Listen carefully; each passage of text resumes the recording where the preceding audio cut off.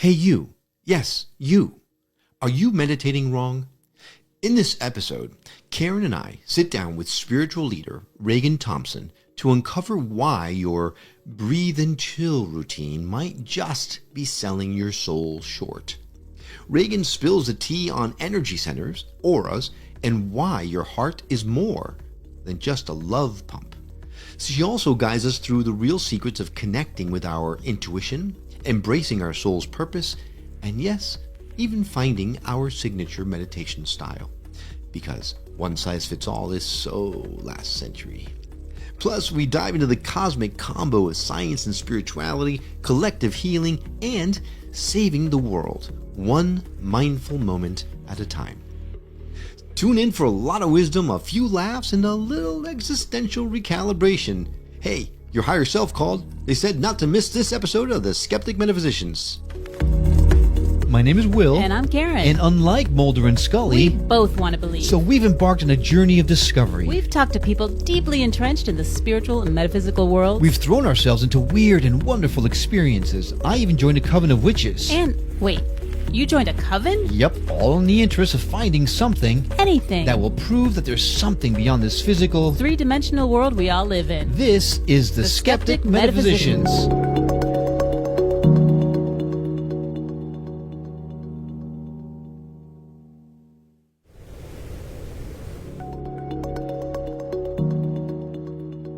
Hey there, we hope you're enjoying these conversations as much as we are. If you are, and you feel called to give back, well, we invite you to visit our website at skepticmetaphysician.com, where you can donate to the show or subscribe as a member through our Buy Me a Coffee campaign.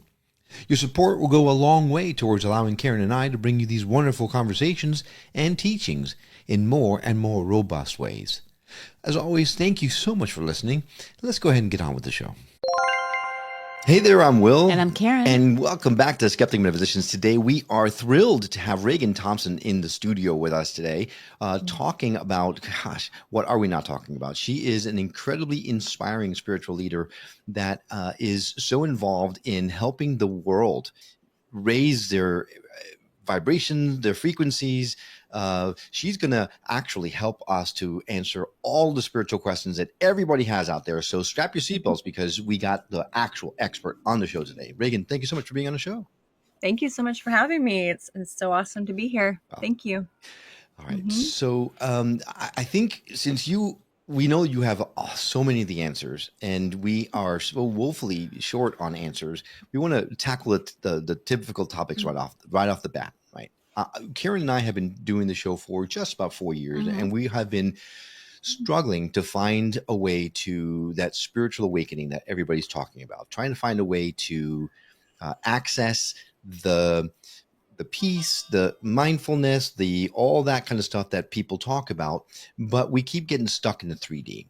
And so I think probably the biggest help that I need from you specifically, Reagan, Just dot. Do I have to say anything else? So what?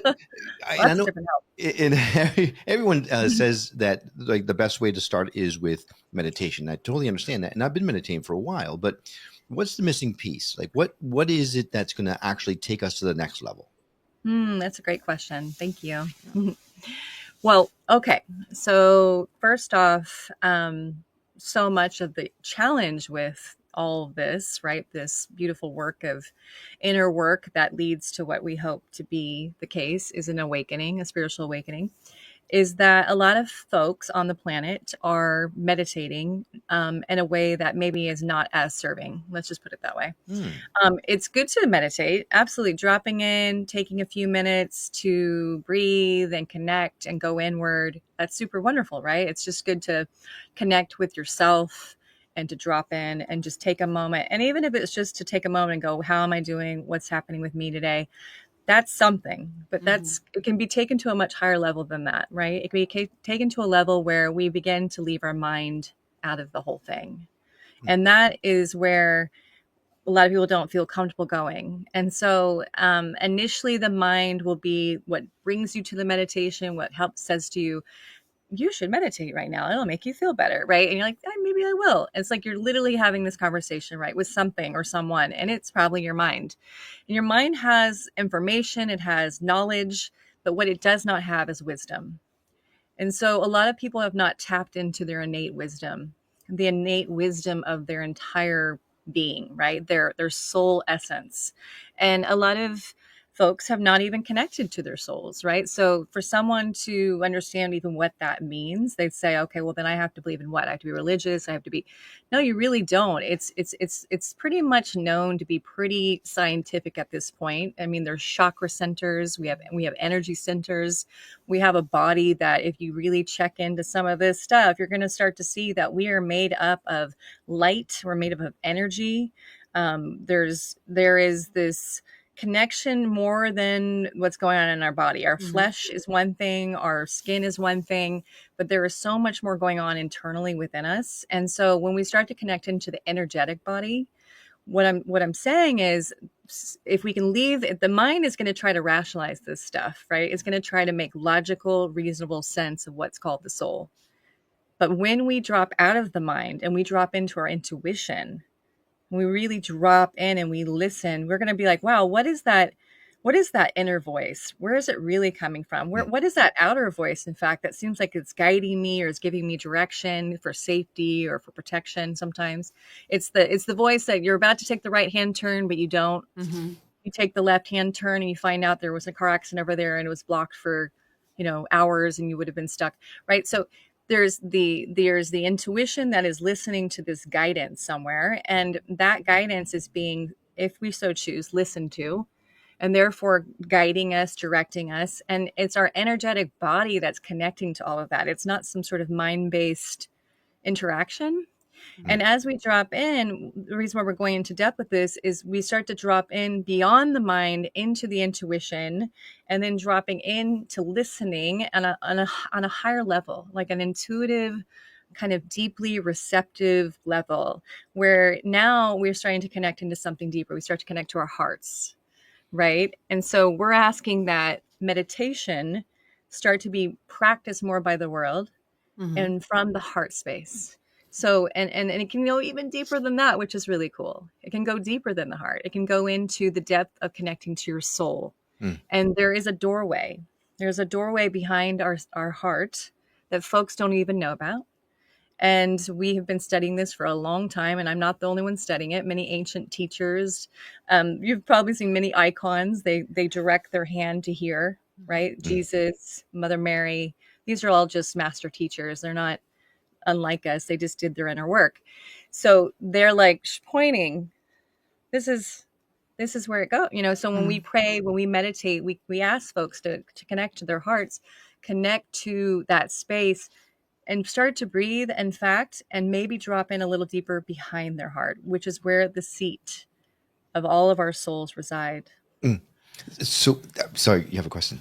I was going to say, so would you know if this is happening? Because sometimes I'll meditate and I'll feel like I'm just really deep in it, and and I'll come out like, oh, that was amazing, but maybe I didn't. Like, is it obvious if you've connected to your soul, or if you've dropped in deep enough? Because I don't know if I'm doing it right or wrong. What does it feel like if you do it right?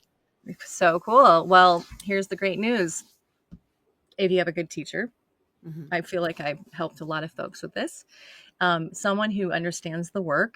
We can share it just like this that we're sharing with you, and we can go into a meditation, a guided meditation, and we will help guide you to that space. And do you feel something different? Absolutely, you feel something different. There is a instantaneous, I'll just go with all the feedback we've heard over the years, right? All the folks that have said, I don't know, am I doing this right? Right? Okay, am I doing this right? Is this, as soon as they let go of the, am I doing this right? Right? The mind, just so you know, the critiquer will be the one that's saying, am I doing this right? Am I dropping in right? Am I supposed to feel this way? What am I supposed to feel? If we can let go of the mind chatter, that's the stuff that we're talking about with meditation. Why people are like, well, I'm not having the spiritual awakening. What is happening? I'm meditating. I'm really trying. It's like, okay, well, there's a piece here that's missing, which is just that. And it can be as easy as just saying, I delete that. I discard it. I just wait one moment. Let me practice. And it's a dropping in, it's a letting go enough, just even if it's for a few moments, that space, that drop in, that I call it kind of 2 intuitive steps back behind the heart. If you give yourself that moment, there is this, which is, and this is not just my understanding or my experience. I've asked many people. We teach this work consistently. There is this moment of transcendent bliss. There's a moment of like, whoa, like euphoric, like a lot of folks like to try to find this in drugs, right? They're like trying to find what we're describing. They're trying, this is what they're looking for. They're looking for this moment where they're like, whoa, I feel so amazing. What is that? And what's happened is their mind's taken a backseat. They've connected with their heart and their soul. They've had a moment, even if it's an inkling, there's a moment where they felt this deeper connection to all that is. It's a deeper connection beyond the body. It's a deeper connection to this time frame of like, oh, I have this body for a few years. And it's all of a sudden there's this like, whoa, I'm not just this body.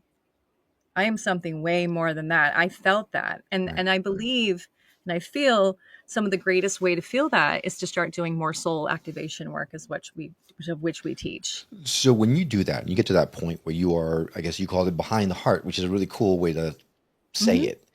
Yeah. And you are an empty vessel, for lack of a better term. Is that the place that people go to that channel? Is that how you then move yourself out of the way and let something else come through you?